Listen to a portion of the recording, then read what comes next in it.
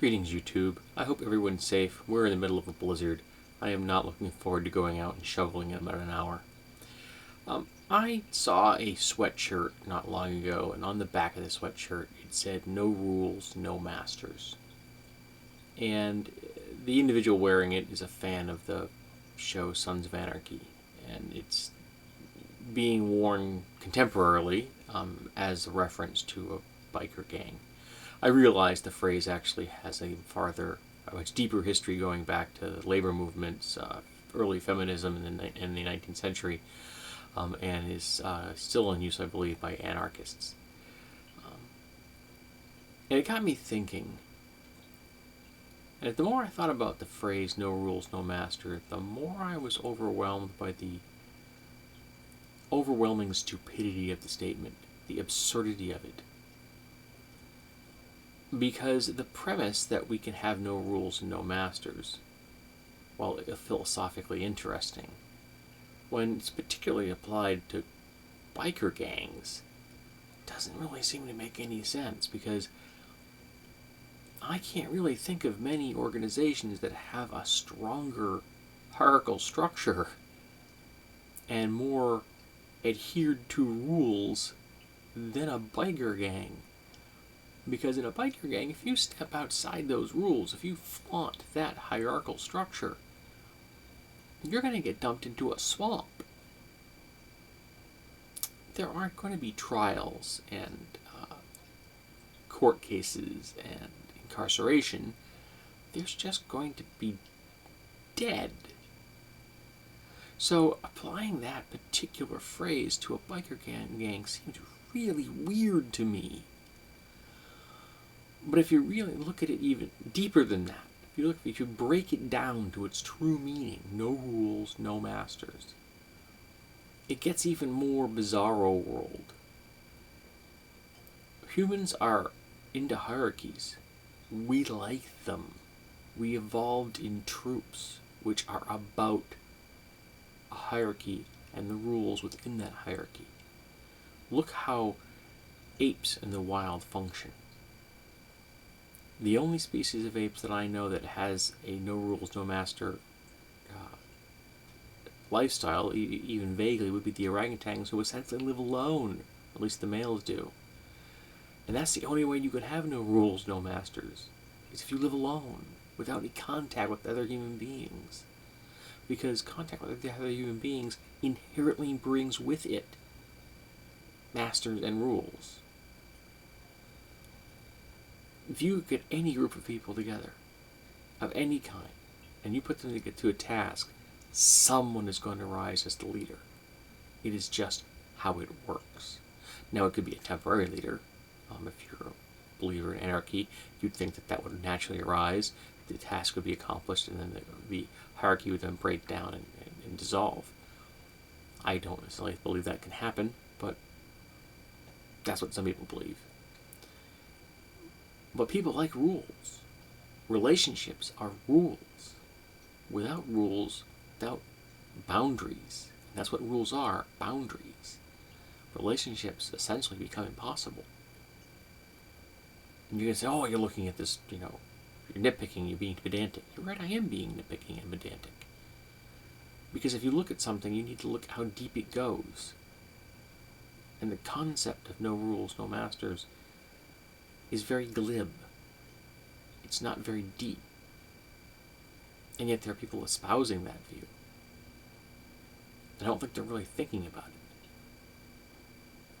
Particularly when it's applied to biker gangs, which is just weird. If you're not a member of a biker gang, you go ahead and wear the biker gang's colors and walk into a bar. Go ahead, see what happens. If you live through the process, get back to me. Or if you're a member of a biker gang and you challenge the leader of the gang and you don't win, you'll be dead. There isn't going to be any second chances. It's all about rules and boundaries and hierarchy. That's the way it functions. Heck, if you want to have a child, that's about rules. You can't raise a child without rules. And you say, well, that's rules on a personal level. Yeah, but rules on a personal level, if you extrapolate that to the next relationship, is the core of everything. It's the building block. It's the social Lego block. Because when you have two people, you've got rules, one person learning from the other, in the case of a parent and child. But then you have a job, or you have a marriage, which then there are rules and boundaries for those. Because if you don't have rules and boundaries, you're not going to have a good marriage relationship. Even if it comes down to something as simple as the division of labor within a relationship. Who does the dishes? Because if everybody's doing all the work all by themselves, then why are you in a relationship? There has to be some give and take. There has to be some structure, some boundaries, some rules. It's the way it works. So I find that phrase, no rules, no masters, bizarre and simplistic and glib and shallow and dangerous. Because people buying into it aren't thinking about what they're espousing. It disturbs me. Like I said, ironically, as it's applied to a biker gang, it makes even less sense. But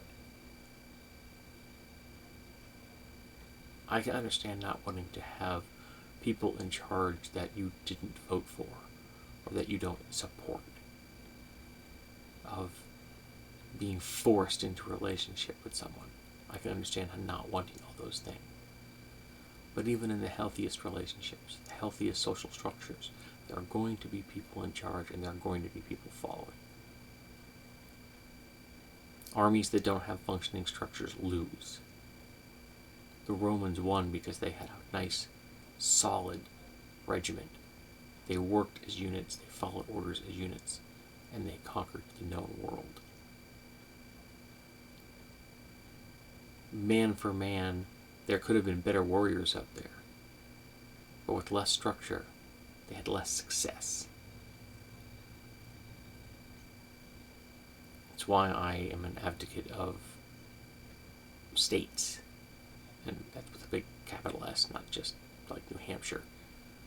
Because the smaller a social unit you belong to, the less it can accomplish on a larger scale. The state of New Hampshire might be able to take care of itself if it was isolated, maybe. But we wouldn't go to the moon. We wouldn't go to Mars. We wouldn't be able to launch a solid defense on a national scale.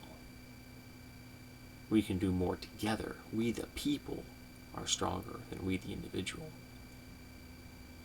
And I believe that in my very core. And that's all about rules and hierarchical structures and our willingness to work within them. So I see no rules, no masters as flaunting the thing that makes us great, that allows us to achieve wonderful and profound things. I see it as twisted and an attack on the very foundation of democracy and society as we know it. An attack upon we, the people. Because I've always said that we, the people, can do more together than we can apart. It's why I'm opposed to the GOP's stance on so many things, and the libertarian stance on so many things, which is all about division and selfishness and individuality over cooperation. And we, the people. That's why I oppose the Tea Party, who are nothing but the brown shirts for the GOP. And almost all of the Democrats who are conservatives as opposed to aggressives, which are the groups I just mentioned before them. And it's all tied up. And at its foundation are boundaries and hierarchies. And they can be healthy ones, and there are unhealthy ones. And we should foster the healthy ones and fight the unhealthy ones. But you don't foster the healthy ones by tossing the baby out with the bathwater and saying, there should be no rules, no masters. There should be good rules, and there should be intelligently chosen masters. Because there's always going to be somebody in charge. And the best we can do is pick the good person for the job. So I just find that statement distasteful and disturbing and anti-democratic and not a healthy way to view the world. But that's just me. I'm just some progressive crank sitting in his office talking at a camera. So tell me, you see no rules, no masters as slogan for the workers of the world, or as a battle cry of feminism, or as a deeply held belief of the anarchists, as the core of biker gangs, or do you see it in less of a positive light like I do? I'm interested in knowing.